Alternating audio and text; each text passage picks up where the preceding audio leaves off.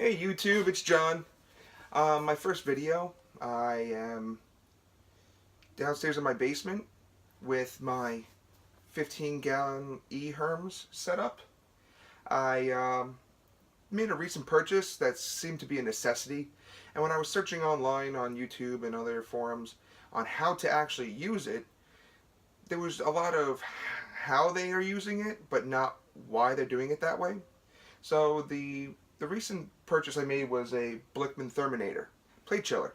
Seems pretty simple. Put cold water in, put your hot wort in, get cold wort out. But how?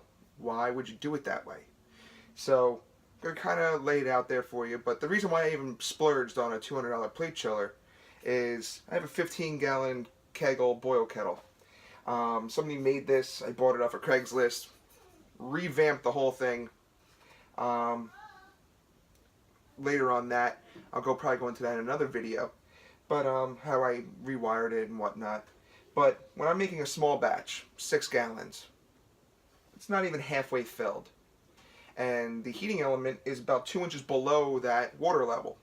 So when I would take my immersion chiller that I also use as a Herms coil, as you can see, it's a little shiny about halfway down.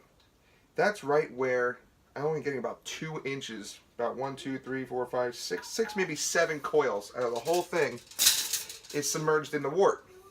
With my whirlpool attachment and everything else, it takes about 45 minutes to an hour to cool down wort down to pitching temp. I just did a test with the Blichmann therminator. I filled up 6 gallons of cold water, brought it up to a full rolling boil at 100% duty cycle on my PID with my 5500 watt elements. Took about 35 minutes. Got that all the way up to 212 degrees, the PID saying 212 degrees. I have it circulating out of my outlet valve into my chugger pump, throttled down, because really hot liquid going through, even with a stainless steel head on a chugger pump, it tends to lock up. It loses suction due to the bubbles and whatever's going on. So you have to, outlet valve, set it back.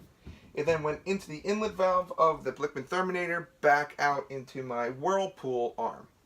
And with that going, my temperature on my outlet of the therminator was about 208 degrees. So it was sitting there for about 15 minutes. That's also how you would sanitize it before running your hot wort through it. Well, the hot wort would sanitize it, and then you wouldn't have any problems when you're putting having the cold wort come out.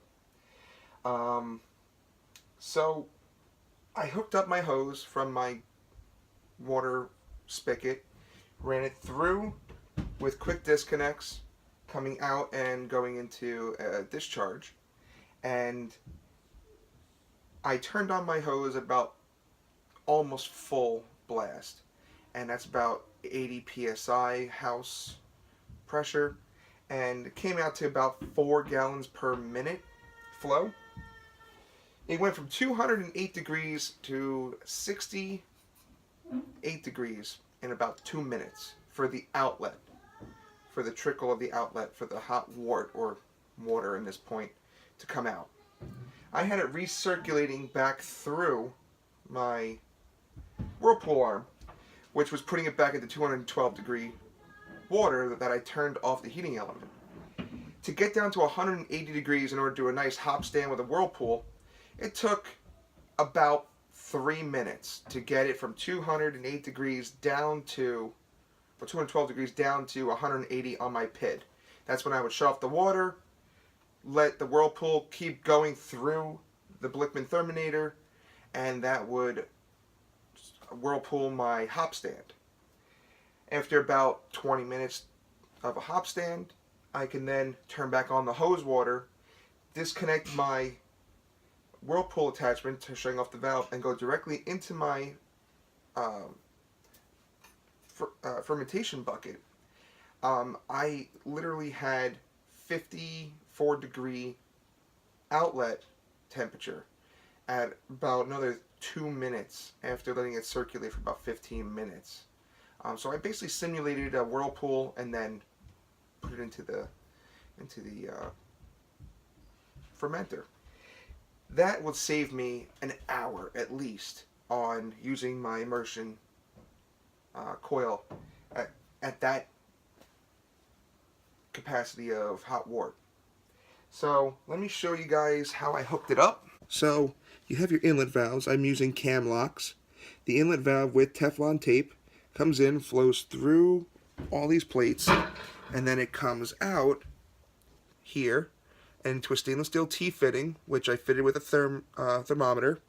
I calibrated it in ice cold water, about 70% crushed ice, and about 30% ice cold water. Let it sit for about 15 minutes, put my thermometer into it, and on the back you can see there's a small screw. That's how you would turn the face to point at exactly 0 degrees Celsius or 32 degrees Fahrenheit.